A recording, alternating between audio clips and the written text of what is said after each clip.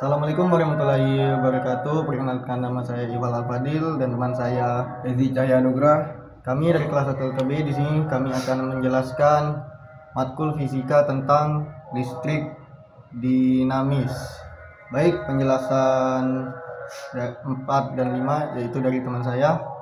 Penjelasan dari yang keempat, arus listrik dan arus elektron.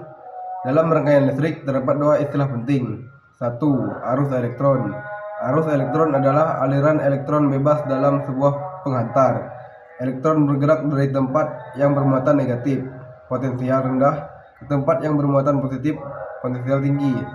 Arah elektron negatif ke positif. Dan yang kedua, arus listrik, arus konvensional. Arus listrik adalah aliran muatan positif secara konvensi. Arah arus listrik dianggap mengalir dari potensial tinggi sampai potensial rendah. Arah arus positif sampai negatif. Dan penjelasan yang kelima, syarat arus listrik mengalir. Arus listrik hanya dapat mengalir jika rangkaian tertutup.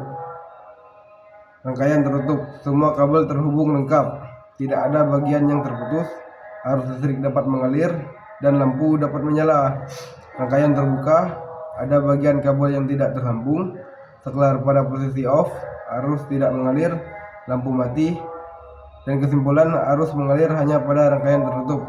Dan penjelasan berikutnya akan dilanjutkan oleh teman saya. Baik, di sini saya akan menjelaskan slide ke-6 yaitu analogi arus listrik dengan arus air. Untuk memudahkan memahami arus listrik, kita gunakan analogi air.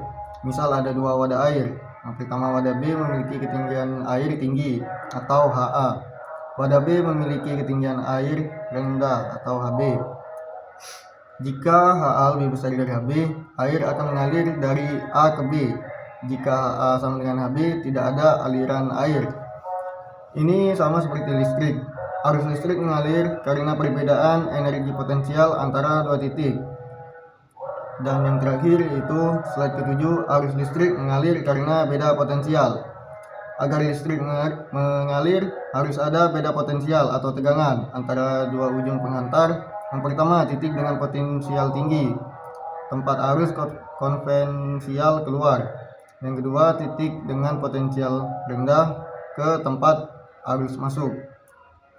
Elektron mengalir dari potensial rendah ke tinggi, sedangkan arus listrik mengalir dari potensial tinggi ke rendah.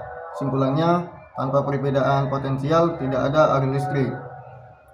Baik, sekian penjelasan dari kami tentang listrik dinamis. Assalamualaikum warahmatullahi wabarakatuh.